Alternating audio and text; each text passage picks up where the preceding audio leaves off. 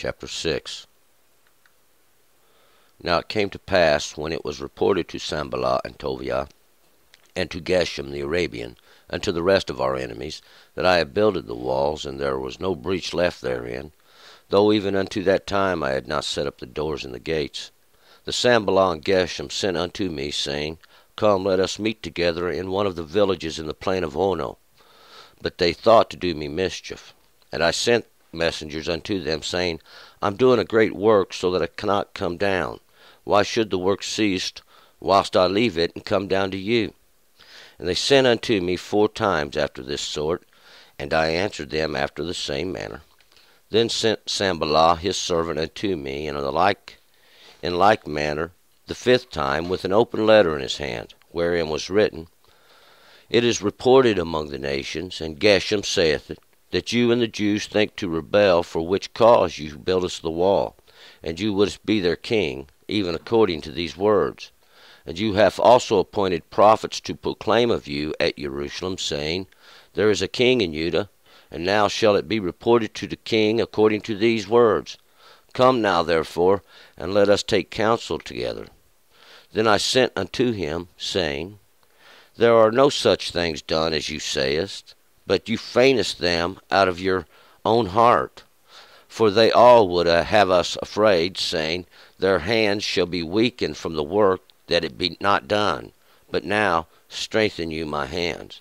As for me, I went unto the house of Shemaiah, the son of Delaiah, the son of Mahatabel, who was shut up. And he said, Let us meet together in the house of God, within the temple, and let us shut the doors of the temple, for they will come to slay you. Yes, in the night will they come to slay you. And I said, Should such a man as I flee? And who is there, that being such as I, could go into the temple and live?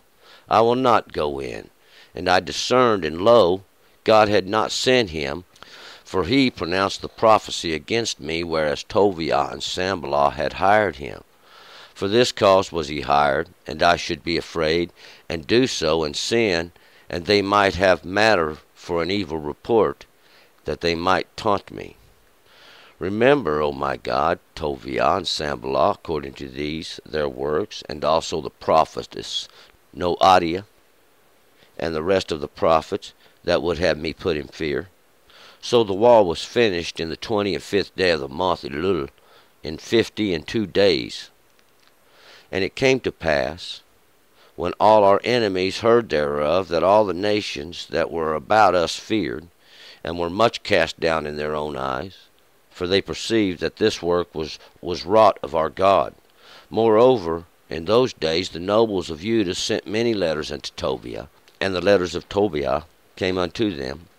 For there were many in Judah sworn unto him, because he was the son-in-law of Shechaniah, the son of Arak, and his son Jehochanan had taken the daughter of Meshullam, the son of Berechiah, to wife. Also they spoke of his good deeds before me, and reported my words to him. And Tobiah sent letters to put me in fear. All right. Let's go back up and to verse 1. We call to remembrance now what was going on here in the last chapter. And what's going on is Nehemiah has come in. He's been appointed the governor by Artaxerxes. And he's come in and he's kind of taken charge of situation. He's builded the walls. He's got a little army together that's keeping everybody safe, and he's got a little security plan. Now he's taken charges, and he's made accusations against the rulers of Jerusalem. At that time, even the priests were involved in this. They was laying an extra burden, besides that which the kings of Persia had already exacted upon all the people, this king's tax they had to pay. They was also having the additional burdens added to them by anybody who was ruling over them. And if you was last on the line, you was last to get a dime. And this is the way it was working. They had taken their fields, their vineyards, their olive gardens. They have taken everything, and the people was down to almost nothing. And it was actually had even created a hunger in the land. But now we'll find out they are This is caught the attentions of, we'll find these are the local leaders. And we're going to pick it up here in verse 1. Now it came to pass, when it was reported to Sanballat and Tobiah and to Geshem the Arabian and to the rest of our enemies, that I builded the wall, and there was no breach left therein, though even unto that time I had not set up the doors of the gates. And it would be, after this period, during that period, we'll find out, it would come to pass that these things would be reported unto the governors there of these nations around about them, and this would be Sanballat. And we remember Sanballat. Sanballat was the governor of the Horani, and he's the strength of that place of holes. And Tobiah is that goodness of God. He was the one over the Ammonites. That's those of the nations. And Geshem's the Arabian. Geshem means this rain, or this understanding that's coming down. He is the one that's over the steppe dwellers, and that's those that live in the shadows. They backed up into the shadows of the steppes. And unto the rest of our enemies, that's all those that was round about. That what was going on, that the wall was builded, and there was no breaches left in it. There was no way to get in. But even though until this period of time, we'll find out the doors themselves, that's the places where they go in and out in these gates, that's the places of judgment, hadn't actually been set up yet to. That Sanballat and Geshem sent unto me, saying, Come, let us meet together in one of the villages in the plain of Ono. But they thought to do me mischief. Sanballat and Geshem, they're going to send letters now to Nehemiah, these that are comforted of God, and what they're wanting him to come down, and they're trying to lure him out of the city, lure him into a place, and this place is called Ono. And Ono is that place where there's very much greatness, to become great, and we'll find out like they are. As Sanballat and Geshem, even the strength of these reigns. But, their thoughts are only to do mischief. 3. And I sent messengers unto them, saying, I am doing a great work, so that I cannot come down. Why should the work cease whilst I leave it and come down to you? And we'll find out. Nehemiah is going to send messengers back unto them, and he's saying, look, I'm working. I'm busy here. Why should I quit working and everything just come to a halt? Well, I come down and talk to the likes of you. 4. And they sent unto me 4 times after this sort, and I answered them after the same manner. And we'll find out. They're going to keep hassling him. They're going to keep hassling Nehemiah, but 4 times, and this 4 times, we can always look at this. This is the work of God. This is the work of God. And we'll find out God is liable to tempt, and what's being tempted is Nehemiah is being tempted by the greatness of these others they think they have. See, we'll find out. God sets everybody in their positions. Even during these 4 times, this is the work of God in these periods that's going on. 5. Then sent Sanballat his servant unto me in like manner the 5th time, with an open letter in his hand. So now Sanballat, he's going to send his servant, and this one who is coming his behalf, with this letter in his hand. And it's an open letter. That means it's not been sealed up this 5th time. And this 5th time is grace. It's a portion of grace in this period here. 6. Wherein was written, and that's within this letter, it is reported among the nations, and Geshem saith it, that you and the Jews think to rebel, for which cause you build the wall, and you wouldest be their king, even to these words. And it was reported, as the letter is stating, unto all the nations, and Geshem, we'll find out, is the rain, that understanding coming down, is saying it.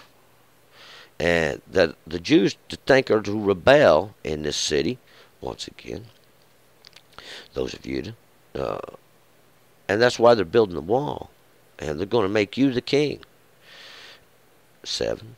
And you have also appointed prophets to proclaim of you at Jerusalem, saying, there is a king in Judah, and now shall it be reported to the king according to these words. Come now, therefore, and let us take counsel together. And also, they're accusing now Nehemiah of appointing these prophets. And these prophets are speakers. That's what a prophet is. They're a speaker. A prophet, it was nobody that was really special at that time. It was just a speaker, someone who would stand up and proclaim things for God. And we'll find out these prophets were going around proclaiming that there's a king. There's a king in Judah. And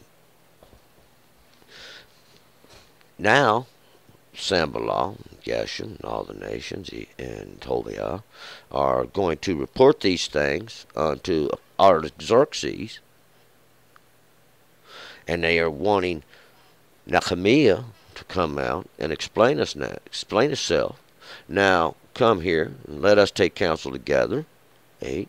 Then I sent unto him, saying, there are no such things done as you say, but you feignest them out of your own heart. Now, Nehemiah is going to send back his reply. He says, no, there's no such things done. This is all a lie. You feign them out of your own heart. And out of your own heart, we'll find out this, out of your own understanding, you've made these things up. It's all a lie. 9. For they all would have us afraid, saying their hands have been weakened from the work that it be done. But now strengthen you my hands. Because they was all just, once again, causing trouble, making these accusations, thinking they can stop everything with accusation. 10. And as for me, I went into the house of Shemaiah, the son of Delaiah, the son of Mehetabel, who was shut up. And he said, let us meet together in the house of God within the temple, and let us shut the doors of the temple, for they will come to slay you. Yes, in the night will they come to slay you. So, and as for me, I went to the house of Shemaiah. Shemaiah are those that hear God, those that listen to God. He was the one that come forth from Delaiah, and that's those that was drawn of God. The one that come forth from Mehetabel, and that's that well that was set by the mighty one. And he was shut up. And we'll find out that he was shut up because that means he was unclean. He was unclean, or during a period of sickness. And he said, let us meet together in the house of God within the temple, and let us shut the doors of the temple.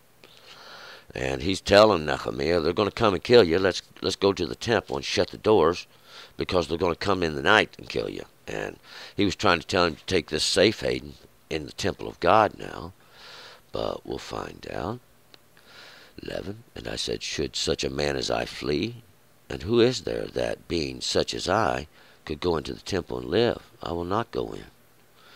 We'll find Nehemiah refuses to go to the temple and hide. He says, should I run? Somebody like me, should I run? And I'm the governor of Jerusalem. I was appointed by Artaxerxes. Should I run? And who's like me, who's unclean now like me? He's come into the house of an unclean man. He's unclean as well. He's going to have to wash, and he's going to be unclean all the way to the evening. And why should he go into the temple? How could he go in there and live? He would not go in, see. 12, and I discerned, and lo, God had not sent him, for he pronounced this prophecy against me, whereas Tobiah and Sanballat had hired him. And that give up his position. Nehemiah knew then that he was hired to lie to him, to deceive him, that God had not sent him, and he had pronounced this prophecy against me. And this prophecy, or this saying, this speech, to try to lure him. See, try to lure him and try to tempt him into going, and while he was yet unclean. And Tobiah and Sanballat had hired him. Tobiah was the goodness of the nations, and Sanballat, that strength of that place of holes. They're the ones that hired him, that put him up to tempting him. 13. For this cause was he hired, that I should be afraid, and do so and sin. And they might have matter for an evil report, that they might taunt me. And that's the reason they did it. See, that they could have an accusation against him that he would enter unclean and bring evil upon himself, or sin upon himself, and an evil report, even something they could use against him. 14. Remember, oh my God, Tobiah and Sanballat, according to these their works, and also the prophets Noadiah, and the rest of the prophets that would have me put in fear. Now remember, O Lord, see, but we don't have to remind God. God's watching everything. God knows everything. He's watching what Tobiah's doing. Tobiah is that goodness of the nations. And Sanballat, the strength of the hosts. He's watching them. Even that prophetess Noadiah. Noadiah, what's that one that was appointed by God? It's that lion prophet. That one who always sent to deceive, to come in a false word, not having, trying to to speak these words of lies. 15. So the wall was finished in 25th day of the month of Elul, in 52 days. So the wall was finished anyway, and the work got done in the 25th day of the month of Elul. That's the 25th day. There's redemption to witness the law and the grace. See, fifth is the grace, that portion of grace and that understanding. It was the month. It's that lesser light, even that of Elul, and Elul is there's nothingness. It's a void. It's something it's been taken away from in the 52 days. And 52 days, 50 is 5 tens. There's grace in the law, and there's the witness of it and those understandings. 16. And it came to pass, when all our enemies heard thereof, that all the nations that were about us feared, and they were much cast down in their own eyes, for they perceived that this work was wrought of our God, or was worked of our God. And it does come to pass that when all the enemies hear this, and they know what's going on, and all the nations about them had this fear, because they were much cast down in their own eyes. They had their own understandings even was coming against them. First, they perceived it, and they was beginning to understand that this work was done by our God. 17. Moreover, in those days, the nobles of Judah sent many letters unto Tobiah, and the letters of Tobiah came unto them. And moreover, even in addition, in those days, even in those understandings, see, the nobles, all those exalted ones, the nobles are those that were exalted from before. They are the ones of nobility, those of Judah even. That's the place of praisings. They sent many letters unto Tobiah. Tobiah, once again, that goodness of God. And these letters of Tobiah came unto them. And it kept going, and we're going to find out. 18. For there were many in Judah sworn unto him, because he was the son-in-law of Shechaniah, the son of Arak, and his son Jehohanan had taken the daughter of Meshullam, the son of Berechiah, to wife. For there were many in Judah at that time, and there were in that place of praisings that were sworn unto him, because, see, he was the son in the law, even that one that come forth in the law of Shechaniah, those that dwell with God. He was the son of Arak. That's that wayfarer. He was the traveler, or the one that was on a journey. And his son, Jehohanan, that's whom God had mercy, had taken the daughter, and that's that understanding of Meshullam. That's my peace covenant. The one that come forth from Berechiah. That's that blessed of God. And he'd taken his daughter to wife, even to be the reflection of his understandings. 19. Also they spoke of his good deeds before me, and they reported my words to him. And Tobiah sent letters to put me in fear. And also now they spoke of his good deeds before me, these good deeds of Tobiah, the goodness of God had done. And they reported my words to him, and these things which I had said. And we'll find Tobiah had sent letters to put me in fear, and these things to try to scare me, to try to cause fear within, We'll find out. It doesn't work. It doesn't work. We're going to move to chapter 7. Turn and return.